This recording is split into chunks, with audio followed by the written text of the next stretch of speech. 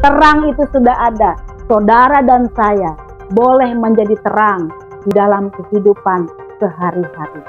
Jangan biarkan 5 penyakit rohani ini hinggap kepada saudara dan saya, sehingga kegelapan itu menjadi bagian kita.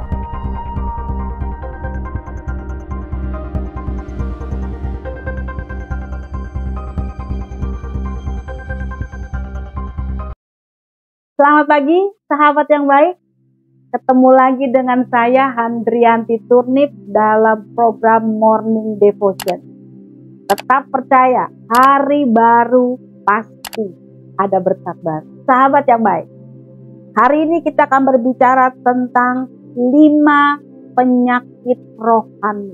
Kita sebagai orang Kristen, sebagai gereja, punya peranan yang sangat besar dalam pertumbuhan iman rohani, baik kita maupun orang lain. Tapi kegelapan ingin hancurkan kita dengan apa yang kita sering sebut penyakit rohani. Kira-kira apa saja penyakit rohani yang bisa kita bahas, kita buka hari ini? Paling tidak ada 5 hal yang ingin kita bahas. Yang pertama, yang sering menjadi penyakit dalam kehidupan kita atau dalam pelayanan atau dalam pekerjaan adalah siapa yang terbesar dan terbenar. Sahabat yang baik, kita sering secara diam-diam tanya siapa yang paling besar, yang paling benar di antara kita. Sama seperti murid-murid Yesus juga pernah tanya begitu.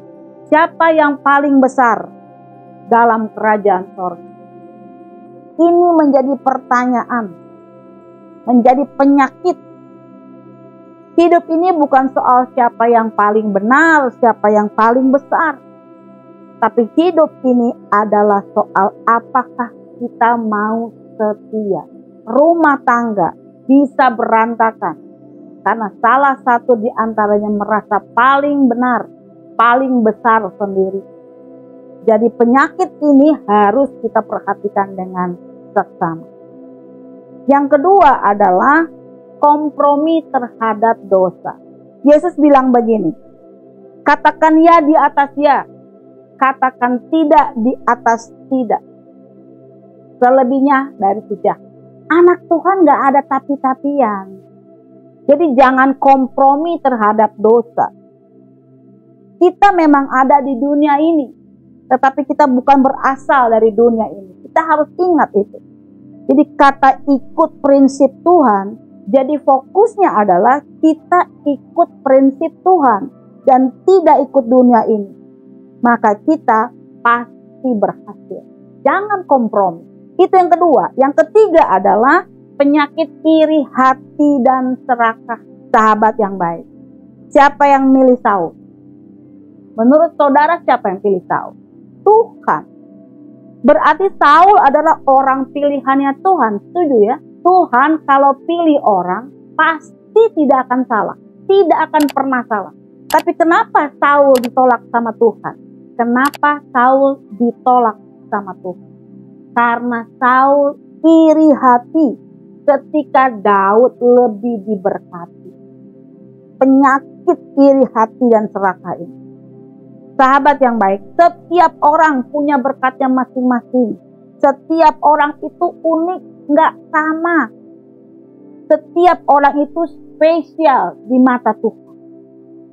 Jadi untuk apa sirik? Untuk apa iri?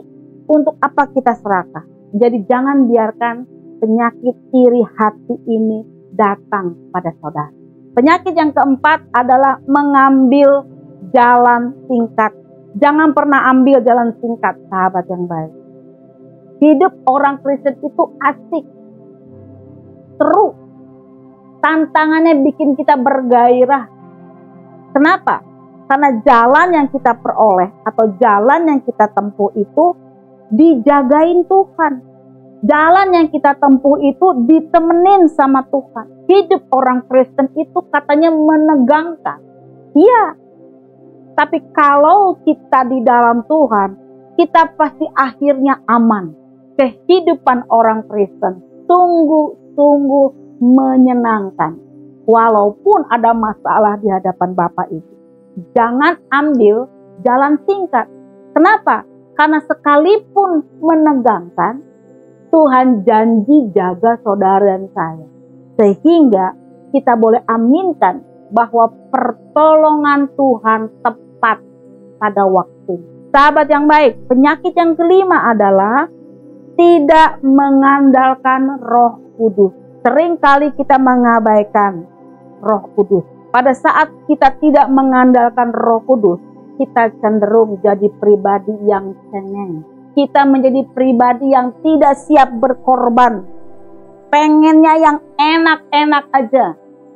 Nggak mau susah. Tapi orang yang mengandalkan Roh Kudus tahu bahwa roh yang ada dalam dirinya jauh lebih besar daripada roh yang ada di dalam dunia ini.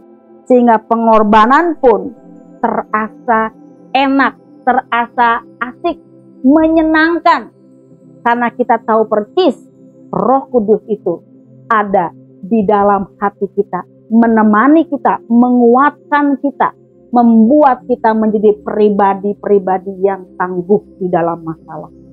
5 penyakit ini menjadi penyakit rohani yang suka menggerogoti terutama kepada anak-anak Tuhan. Mari kita baca dalam firman Tuhan. Dia katakan begini, karena itu perhatikanlah supaya terang yang ada padamu jangan menjadi kegelapan.